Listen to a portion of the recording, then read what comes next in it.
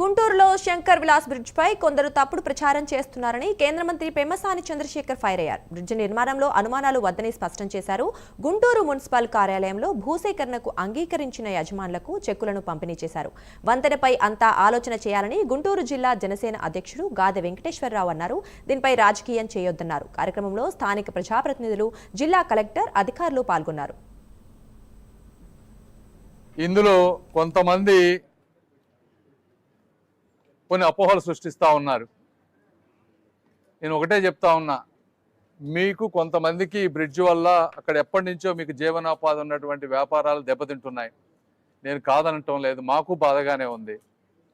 అయితే ఇది విశాల దృక్పథంతో చేయాల్సినటువంటి పరిస్థితి.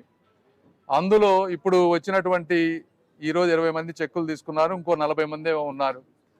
ఈ 60 మందికి వాళ్ళంతటా వాళ్ళుగా వచ్చి ఇచ్చినందుకు వాళ్ళందరికీ కూడా కూటమి ప్రభుత్వం తరఫున మనస్ఫూర్తిగా అభినందనలు తెలుపుకుంటా ఉన్నాను.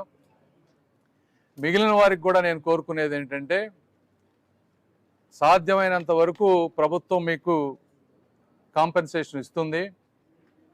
మీరు లేనిపోనివి అంటే ప్రజలను కన్ఫ్యూజ్ చేయటం కోసం అర్థం పర్థం లేని ఆరోపణలు తీసుకొచ్చి అపోహలు కల్పియొద్దు. ఎందుకంటే మీరేం చెప్తా ఉన్నారు, ఆర్యూబీ కట్టాలంటున్నారు. ఫస్ట్ ఈ బ్రిడ్జి 70 ఏళ్ల క్రితం కట్టినటువంటి బ్రిడ్జి ఆర్యూబీ కట్టాలంటే ఇవన్నీ తవ్వి తీయాలి. ఉన్న బ్రిడ్జికి డ్యామేజ్ అయ్యేటువంటి పరిస్థితి ఒకటి. పోనీ మీరు చెప్పినట్టు ఆర్యూబీ పర్మిషన్ తీసుకొచ్చి కట్టామే అనుకోండి, రేపు మళ్ళీ అంటే ఇంకా ఆర్ఓబీ వద్దా?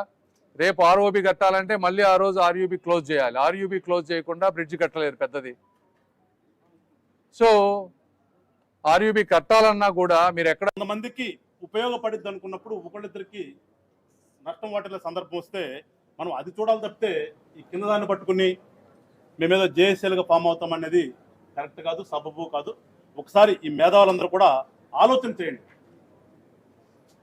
గుంటూరు నగరంలో ప్రధానమైనటువంటి వారధి ఇవాళ మనం నిర్మించుకోబోయేది. దాదాపుగా దాని మీద ప్రతిరోజు కూడా 1.5 నుంచి 2 లక్షల వరకు జనం ఫ్లోటింగ్ ఉండేటువంటి ఒక బ్రిడ్జ్ అది.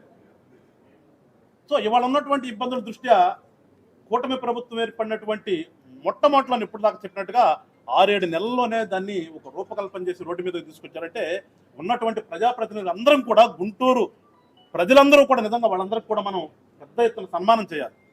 అలాంటి సందర్భంలో కొంతమంది మేధావులు అని చెప్పుకుంటూ, ఎస్ మేధావులే కాదంటలేదు, కానీ మరి ఈ మేధావుతనం అంతా నందివెలుగు బ్రిడ్జి ఆగిపోయి ఇప్పుడు 10 సంవత్సరాలు అయింది.